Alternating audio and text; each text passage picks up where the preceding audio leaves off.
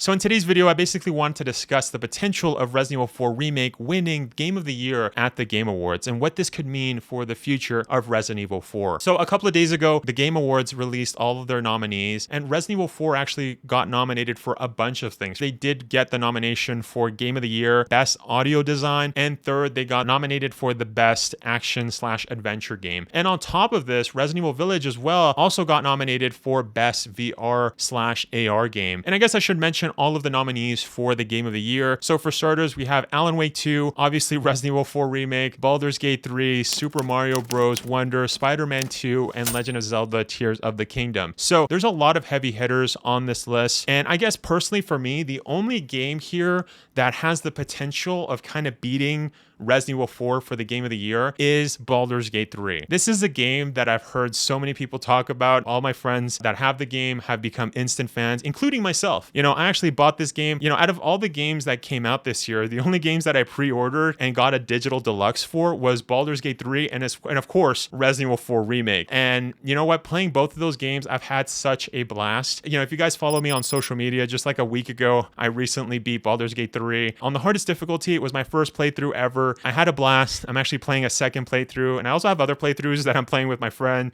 and as well as my cousin. But yeah, you know what? I've had such a great time playing Baldur's Gate 3. I think the folks over at Larian Studios have done a fantastic job of just adding so much content into a game. Not only that, but there's so much replayability. And that's another thing that I think Resident Evil 4 Remake also did a fantastic job at, is of course adding the replayability factor, which a lot of games nowadays, usually what they have is New Game Plus.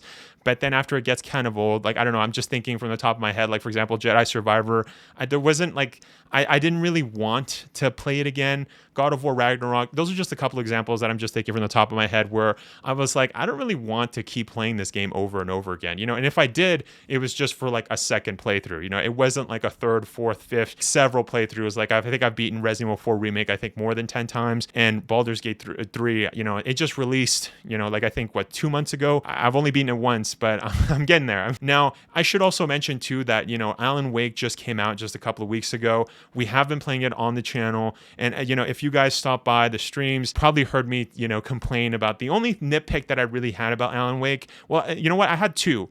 The first thing that I kept mentioning was the case files. I couldn't stand that little mini game. And the only reason I didn't really like it is mostly because, you know, like it was almost like, oh, you figured out the next step. You know, you figured out the investigation, but then you had to go back in your little mind and then do the whole case files and do it manually so that your character could be like, oh, the guy's over there. I know where to go now. And it's like, dude, I already knew where to go like 10 minutes ago. Why do I have to manually do it and go back and then, you know, fiddle? It just felt like it was just like a waste of time. Like it was just burning time, just for like just to make the game longer. If they had taken that out or just made it automatic like every single time, I think I would have enjoyed that kind of case files. And it wasn't just for like one of the characters, it was also for Alan. Alan had like the writing of the story, and then obviously with Saga, the FBI agent, she had the like investigations. And I guess the second nitpick that I have for Alan Wake 2 is the story. Now, I should also state that I haven't beaten the game, so I don't know the ending. I'm very close to it, and we'll continue streaming that on the members only live streams. But what this is something, you know, I've played like a really good chunk of the game, and one of the things that even like the OG Alan Wake did was they would kind of leave out a bunch of stuff where it honestly, this like my biggest nitpick with it was the storytelling. I thought the storytelling was very weird. They would leave out things. They would almost make it seem as if like, oh yeah, like they would just assume that the player has already caught up with stuff. But sometimes I'm like, wait, what's happening? Is this in the past or is this in the present?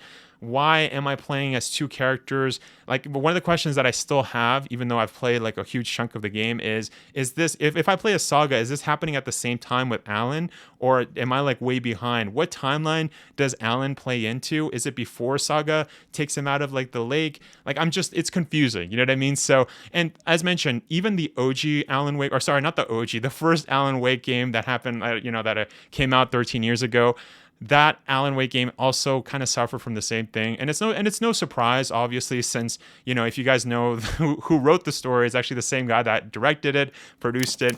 Of course, it's the creative director, Sam Lake. One thing that I will say that I really enjoyed, though, about Alan Wake was all of the graphics, all of the gameplay. I've had a blast playing it. You know, the fact that it's like things can be so trippy. This is something that they've also kind of experimented with in like the DLC of Alan Wake, which I really love. So seeing that here with Alan Wake 2 was amazing. But do I think that it's enough to win Game of the Year? No, I honestly don't. As mentioned, I think the only games that can win potentially is, of course, Resident Evil 4 Remake. But going back to the question, do I think Resident Evil 4 Remake could win? I definitely think there's a high probability. You know, even if we look back at the Golden Joysticks Awards, Resident Evil 4 took home the award for Best PlayStation Game of the Year. So, you know, obviously there's a lot of fans for Resident Evil, and especially when it comes to Resident Evil 4, like it's such a common, you know, game to see in like the top 100 games, best video games of all time. So, you know, and of course, you guys have heard me say it, you know, multiple times. I think the remake did a fantastic job. So yeah, but I don't know, guys. And the other thing that I should also mention is that you guys should definitely go and vote. But what's interesting though about the voting for the Game Awards that I didn't know about, and looking at their website, it actually says that 90% of their votes are actually like 90% of the vote is from the jury members, and 10% is from the fans. So that's how you get, you know, the 100% of the vote. So I would highly recommend that if you guys obviously did enjoy Resident Evil 4 Remake, and you guys do think that it deserves to win, then make sure to vote. It's actually super easy. And for those that are curious, the Game Awards is actually going to go live on Thursday, December 7th at 4:30 Pacific Standard Time. I'm actually going to try to stream it, but, you know, with the whole SAG-AFTRA strikes that just went down, I'm actually getting called back to work. Yeah, so if anything, I'm hoping that I don't work that day so I can actually stream it. But yeah, guys, hopefully we can actually root for Resident Evil 4. If it wins, that's going to be awesome, and hopefully it actually gives us a potential, you know, DLC for Resident Evil 4. That'd be amazing. And speaking of Resident Evil 4, make sure to click this video if you guys want to see my theory on how we could potentially get a Wesker DLC for Resident Evil 4 Remake. Anyways, thank you so much for watching.